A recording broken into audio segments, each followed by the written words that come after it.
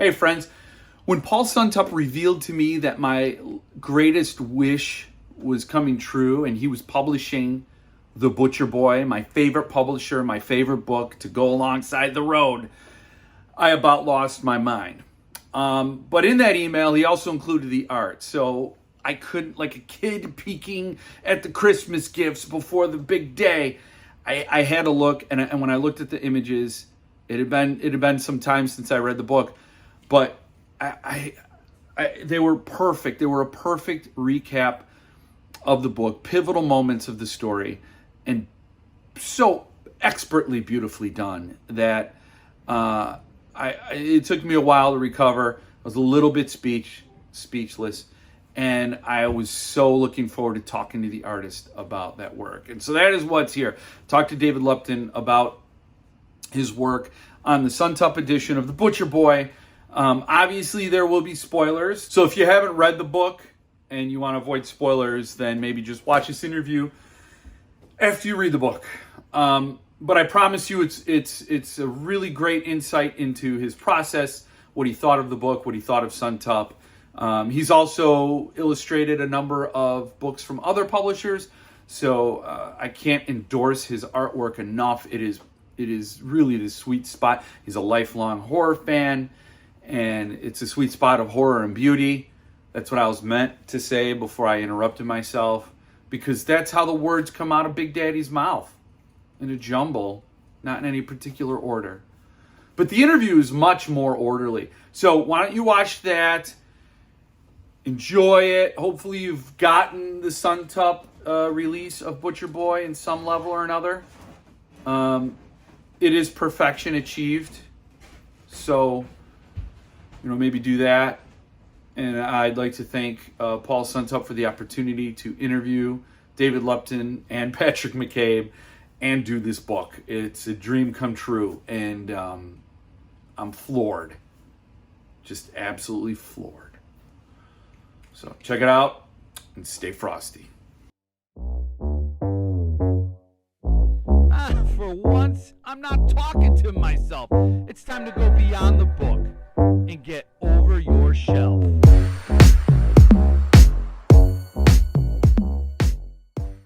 Welcome, good morning or good afternoon, and to release week. I know as people watch this video, hopefully the day of release, the artist edition will be selling, and everybody's going to be great. As we sell these editions down, no one will be happier than I am, because I think these are great editions. So these interviews are fun, because I think people want to know what inspires the people who create these visionary works. And so I appreciate you taking the time just to explain a few things to new fans. And I know you've done a lot of work with Folio Society, but this is your first time working with Suntup. So right? Yeah. Is this your only time working with Suntup? Yeah. Okay. See, that was a trick question, because I was getting at if there are other things in the works that you're doing. Hopefully. Because a lot of times, as you know, these things are in the works for a long time. How long were you working on this release to date? Yes. So they got in touch early in the new year, I believe. And I think, gosh, my memory's terrible. I think I had to deliver it in April. So what's that? Like 3-4 months from, initial emails to delivering artwork. So January of 2021? Yes. Yeah. Okay. Wow, that's a pretty quick turnaround. And was that hard to do? I mean, did you feel rushed or?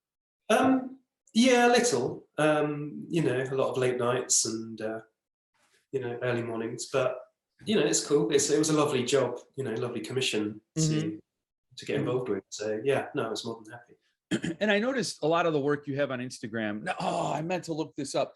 Pardon me. Do you remember that book, Scariest Stories to Tell in the Dark? Yes. Yeah, I love that book. Who was the illustrator? I forget his name. That's exactly what I was going to look up before talking to you, because on your Instagram account, that's the sort of tone and the spirit of your work kind of connected me to that. Yeah, and so I wanted to look that up. I know there are probably fact checkers right now going, doofus, this is a famous book. We know the illustrator, but so your work on your Instagram, at least that I've seen, there's a lot of black and white, but the Butcher Boy is color. What was that your call, or how did that come about? Well, I prefer to work in black and white usually. I don't know why. I think it comes from a love of old black and white movies, photography, artists that have used black and white. And I don't know, I just prefer working without color. I find it restrictive working with color somehow. But it was just simply that the commission, they wanted it in color. And also I think it fits the book because it's, there's a lot of sort of fantasy sequences and the imagery of the pig as well. It's nice to get that sort of fleshy, pinky color in there. And right. I don't think. I agree with that. I don't think, for example, that scene with the Virgin Mary wouldn't work if it was black and white. Sure. Right. Because it's like you said, it's some of these fantastical, and Francie is almost, well, he is a bit manic in his visions, in his brain. So yes, no, I agree with that. So I was just wondering, because it was different. I think the one that came closest, which probably would have been interesting to see in black and white, was the image with him and his dad. Sure. Yeah. That when I was looking through the photos of the imagery, and I got to that, I was floored. That was chilling, because I love the way you have the dad's face in there, where at a glance it looks like dad sleeping in the chair, but when you look closer, I mean, it's hard. I think that's amazing. And the same thing, and this is when I talked to Patrick and I shared with him and his wife the images. One thing I kind of kept going on about was the final scene where you have him and Mrs. Nuge, and you have the side of his face, and there's not much to be seen as an expression when you just have that part, but so much comes across. What'd you find? I mean, what were you thinking when you did that one in particular? Well, interestingly, with that one, I initially, when I delivered the artwork, I had sort of decided to not draw the murder, because I thought perhaps it was too gruesome, too upsetting. So I drew like a portrait of Francie after the fact, mostly sort of from shoulder upwards, with a bit of blood on him. And once I delivered the artwork and we looked at the sequence, we, myself and Suntup, we decided that it just needed something at the end. Because the book does build up to that moment of horrific, violence, and we just felt it needed something more visceral, and more obvious as to what was happening, more literal. And so I just went away and I took the notes that Suntup had given me. They mentioned perhaps it would be nice to have Francie standing over the body of Mrs. Nugent. So I just, I went away and I did a new rough, and it just seemed to work better. And I think it's more powerful that you see that moment in its entirety. Yeah. Well, what's really interesting for me with the way you came about that, as you just explained, you originally had the reaction, which is brilliant because so much of the book takes place, we're in Francie's head and we have to interpret anyway. So the reader's already working. So getting to that part, knowing what happened, and now you finally see him, that's interesting. But I think it carries over really well, because when you look at the scene, there's this bloody mess. There's this life taken, and the way her leg is twisted, it just looks so like she's a rag doll now. She's totally been, she's dead, and and you would think she's the focal point, and you would think, you see that, and it is shocking. But my eye keeps drawn to that quarter moon, that silver, that sliver moon of Francie's face. And for me, all the power of the photo, the photo of the image is there. And yeah. No, I agree. I was looking at it the other day, and I was thinking to myself, oh, should I have just drawn his legs, maybe, here and focused on the body? But yeah, like you say, I think having the face in there and the slight glee that he has, after committing this awful act, it just seemed more powerful, I think. Yeah. So how did you pick how'd you pick the scenes to do? You hinted at the process that you gave the sketches, and then there was a conversation. So then you produced that final scene. But how did you initially pick all the ones you were going to illustrate? So what I did, I read the book in its entirety, and then I just sort of went through picking out nice scenes that I thought I might like to draw. And then I also had to sort of consider the pacing of each one. So maybe there's an image every 30 pages or 20 pages or something. To sort of think, oh, okay, what's happening around this part of the book? And then I just made a selection of, say, 10 scenes, maybe like two or three for each one.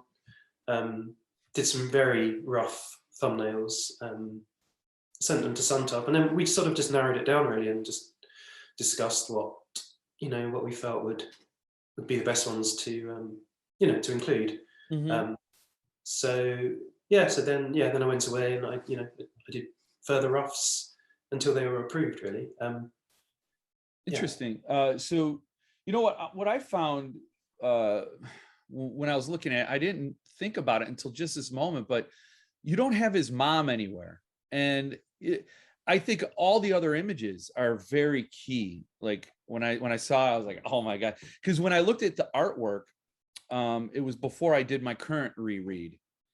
And just flipping through those images, it brought it all back. And I think those are very key moments. But did you ever consider doing the mom? Yeah, do you know what? I slightly regret not illustrating the scene where she commits suicide. Although it would have been, it's grim, obviously, but right. I think that would have been a nice one to tackle visually. So perhaps in hindsight, yeah, maybe I would have included that one. But yeah, it's difficult when you've got to select just six. Right. Six, I mean, otherwise, yeah, right. Then you still, you have Father Sullivan in there. You have Joe Purcell's not shown. So there's Phillips not there. I mean, yeah, you have to make some executive decisions, and it's a very slim book, and you'd have art every other page. Is that how you go about? Because this isn't your first book. Suntup has had artists who have done, like the artist who did a Magica, Jody Fallon. He's never painted for a book, and I believe there were a few others. We actually have Keelan Patrick Burke is an artist and an author, so he did both. So you've worked on many books before. How was this process any different than your work for other publishers? No, it's pretty much the same. I think it's always that same process of reading the book, working with the art director to sort of finalize the sequence. Then you go off with do the roughs, and then you're away once they've been greenlit. So yeah, it's pretty much. I would say it's pretty much how I work always, actually. And you said in some other interviews that you're a lifelong horror fan. Yes. So what about horror? What do you like about horror? It's a good question. I ask myself this a lot, but I guess I just grew up loving old horror movies. Excuse me. Just the old Hammer movies and Universal monsters and all that stuff. And into the 70s and 80s. And horror movies are I think a big influence. Well, cinema is a big influence on my work, but horror movies in particular. Films like the films of Jacques Tourneur, Cat People, I Walked with a Zombie, and old stuff like Night of the Demon, Eyes Without a Face, Night of the Hunter, favourite. And I feel like a lot of that imagery really informs what I love. But I just try to get into my book, really, that sense of atmosphere and dread and that kind of thing. What's the scariest movie you've seen? Scary. Yeah, is there a movie that's like sort of gotten under your skin and persists? Because sometimes it's like a roller coaster, right? You watch a movie and it just carries you around, and it's a thrill, even if as dark or as bleak as it could be. But you walk away from it just like you do with a roller coaster. But have there been any that have like really scared you? I don't know. I still find The Shining pretty scary, pretty unsettling, even though I've seen it countless times. Texas Chainsaw, it still leaves me pretty shell-shocked, every time I watch it. There have been a few recently. There was one called Under the Shadow, which was an Iranian horror movie, ghost story. That was pretty scary. I don't tend to get scared that much. I do love horror movies. There aren't many that really terrify me. Maybe Don't Look Now, when I first saw it, that whole end sequence. Don't Look Now? Yeah. I've never heard of that. Really? Oh, it's Nicholas Roeg, who great British film. Yeah, you should see it. It's great. It's got Donald Sutherland and Julie Christie. It was made in the 70s. Oh. But yeah, it's a great one. It's got my pen wagon. Yeah, I think I think a lot of the new horror movies from A24 and things like that are particularly psychological, and for me, I think those are the ones that really dig. And I in much the same way Butcher Boy does. It's I guess, I mean, I don't know if you'd catalog or categorize Butcher Boy as horror, but I don't think there's anything worse than your brain being weaponized against you, because you can't get away. And so a lot of that stuff, especially like Lighthouse or The Witch, that has a severe isolation, those things like that, I find particularly terrifying. Yeah, no, I agree. I think all of those recent A24 titles have been great. Hereditary was pretty scary. Oh my gosh, that was wild. Yeah, there's a lot of good stuff coming out. But you worked on The Nun too. Yes, yeah. And that work I saw on your Instagram, and I remembered. Was that work used in The Conjuring 2? Because she makes an appearance there. Yeah, no, I didn't, because there's a painting of her, isn't there? Right. No, I didn't do that. So my good friend Corin Hardy, who directed The Nun, he always kind of gets me involved in his projects, sort of shoehorns me in there somehow. That's cool. Yeah, which is really great. And I just did a bunch of drawings, and they were used a bit in the film and over the end credits. So it was very cool. It's startling, and it's arresting when you see that image. I recommend everybody to go to your Instagram and follow you. It's candy. it's these are treats. I think they're brilliant. So how busy are you? Or how do you even have time to do this interview? Actually, I'm working on a book today as we speak, but I'm pretty busy. I'm doing a series of books at the moment for another publisher, which is exciting. Constantly got my own projects on the back burner, trying to always finish half-finished projects, and just keep myself busy. So what other books have you done that I know you've done a number for Folio Society? I was looking through their catalog, I didn't see. So what other novels or works? I illustrated the only novel that Edgar Allan Poe wrote, which is called The Narrative of Arthur Gordon Pym, Mm. And then, okay, which isn't strictly a horror story, but it's got some, horrific elements in it. I've done a lot of Ursula Le Guin books as well. Yeah, what else? Yeah, not a lot of horror actually. So when Suntup came calling, it was, I fell over myself to sort of say yes, because I hadn't read the book, but I'd seen the film, so I knew what it was. So obviously I read the book straight away.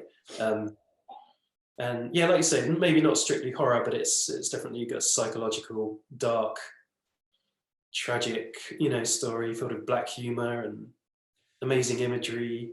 And it's just, I thought it was a great book. You know what's interesting is Suntup recently announced they did The Collector, and it was a brilliant movie, I suppose. I haven't seen it. I read the book, and it's so similar to The Butcher Boy, but it's much more well known, and I would say less happens in The Collector. There's a lot more that goes on in Butcher Boy, but I mean, and that's part of the reason why The Collector was so brilliant, is that I say when I review the book, I say it's not a murder, it's not a killing, but it's worse than that. It's a denial of life. It's sort of just denying the right to exist is in some ways a lot more brutal. And I found a lot of connections, and that's considered horror. So I think it's hard. And I don't like usually doing that. That's why I'm getting so sort of stumbling over myself, because I don't like categorizing books. I like books that move me or make me think new things. So I do have other questions for you. I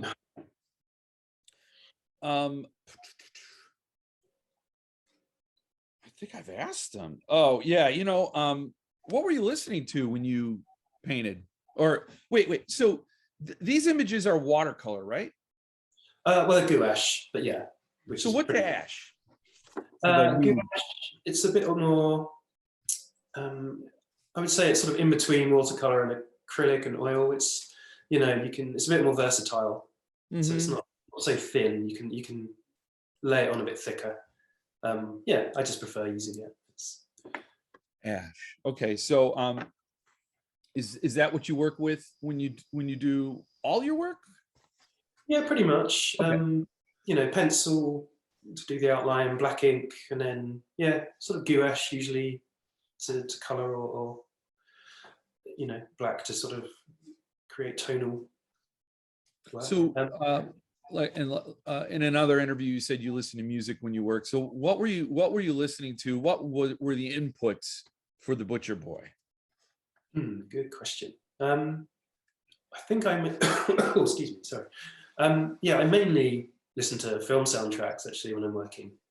And usually horror, just to create that sense of atmosphere again. I can't remember. I think I bought the Lighthouse soundtrack, which is pretty stark, actually, quite brutal. I can't remember what else. I've been buying a lot of the, Waxwork. They do a lot of reissues of old albums with great, new illustrations and newly commissioned artwork.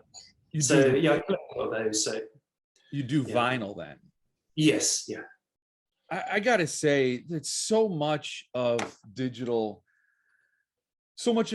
age has just killed so many great experiences. I can't forget coming home, and getting the vinyl album or getting the CD, and it was certain songs in a certain order, and you had the artwork inside, and it was just an experience. And now people are just plunking away and getting a song at a time. And I know, and I guess I'm old, but like you, I love, I loved just getting the album home, looking at the artwork, and it's nice and big, and the packaging is so beautiful, and just having the track listing as well. Right. it's being created for you, like a sequence, which is important, you know. And now I feel like everything's so available that you don't, you know, that everything's there at your fingertips, and Right. which is great in one respect, but you don't discover anything. You don't sort Right. of. You don't. It's like I would mark down the release date of a new album. I'd go out and get it that day. I'd bring it home. It was like a listening party. And I think that's part of the reason why I love doing these interviews and this the countdown for Suntup, when we all talk about what we like about the book, because it brings back that experience. Like you feel connections to people through this artwork, and you feel a community. And in the digital age, ironically, where it's supposed to bring us all together, it's sort of just fragmented things. It's just like the same thing as e-readers and things like that. Like there's just something about getting a book, and especially with beautiful art in there. It can't be denied. So I think Patrick McCabe was asking, are you selling the originals? I hadn't thought about it. Well, maybe if he's interested. when I flipped through it with him and his wife, that's a charming moment in my interview with Patrick. He sees them and he calls his wife over, and they react live, so you get their live reactions. And he asks, he's like, "Oh, how much are they selling for a piece?" So you might have a buyer. I don't know if Rebecca has anything to say about that, or if anybody at Suntup, but I'm just putting it out there. I think he was Okay, yeah. He was won over for sure. He loved what he saw. And well, that's great. That's really nice to hear. So how do you, yeah, I think, how much do you, like, I also talked about Patrick McCabe with this, and as a creator, I know how vulnerable it is. When you create something, you spend time, and then you put it out there, and then everybody reacts. How do you deal with, or do you even pay, do you even pay attention, or do you just like, okay, I hand it over, now I walk away? Like, how do you react to the criticism or the praise? Or Yeah, it's difficult, isn't it? I mean, once I hand the artwork in, it usually takes, you know, a few months before it's, you know, printed and coming out. So in that time, you do kind of step away from it and forget about it. But no, it's exciting when, you know, when the thing's released. I do like to see it and to hear the responses. You know, I'm quite wary of clicking onto any comments, and sometimes it can be hurtful if anyone's negative. But you know, yeah, that's the way it goes. You know, if you're putting stuff out there, you've got to expect people to sort of have an opinion on it. No, it's cool. It's mostly positive anyway, usually. So it's a nice thing, really. do you like that moment looking at it with fresh eyes? Like, do you ever see, you hand in the artwork and then it comes back months later or whatever? Do you ever look at that and go, damn, that's better than I remember it? Or you have every time. No, every time. It's because when you're working on it, you get to a point where you don't know if it's good or bad or what anymore. So yeah, it's nice to have that time of a few months, and then you're like, oh yeah, cool. You know, this looks all right. Yeah. Well, I encourage you to come to the Fans of Suntup group if you want to see reactions. And I know I'm blown away. Patrick McCabe is very thrilled. I'm sure the Suntup team were very happy with what you did, and I think it's great. Now, would you be open to do remarks? I realize I just said open. I made up a word. Would you would you be open to do remarks for customers? Yeah, sure. I mean, I didn't even know what they were before I watched your previous. Oh yes. But you know what? I could show you an example. Oh, cool. So Jason Mowry illustrated Red Dragon. Oh, yes. He was doing remarks. So yeah, we have the art, the dust jacket, and the interior art, but then he drew an original piece inside. Oh, cool. It's a pencil. Wow. Yeah, it's lovely. And so he's in the US, so it was very easy. I sent him the book and he did it. Other artists are not so comfortable handling the book, and so they opt for creating art on acid-free paper that people can just tip in. Cool. Yeah. So and the price is yours, and you get to decide how much you'll charge and how big it'll be and all those things. So if you're open to it, I can share your information and you will be hounded. Yeah, no, sure. I mean, if anyone's interested, yeah. Okay. Absolutely. They'll love that. I know I will. All right. Well, I'm gonna put that out there. I think the fans will be jazzed. And like I said, if you want to come and weather the reactions on the fans of Suntup group, that'd be great. But I really appreciate you taking the time. You're busy. You're doing a series of books for Folio Society, a series that you can't tell us what it is.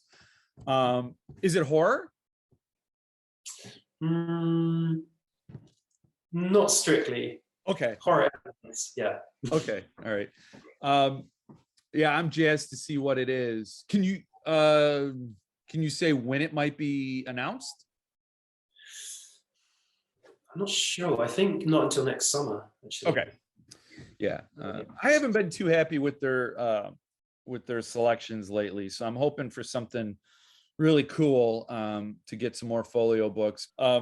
So thank you for taking the time today, and I'll be in touch about the remarks, and I wish you all the best. You're a charming, great, brilliant artist, and I think we're lucky to have your work in this book. And I'm really, it's so subjective. Sometimes you see artwork in the book and you're like, it doesn't really fit. This is perfect. This is seamless, and I'm thrilled. So thank you, and I wish you all the best. Oh, thank you, Jeff. I really appreciate it. All right. Okay. Talk to you later. Bye. Bye.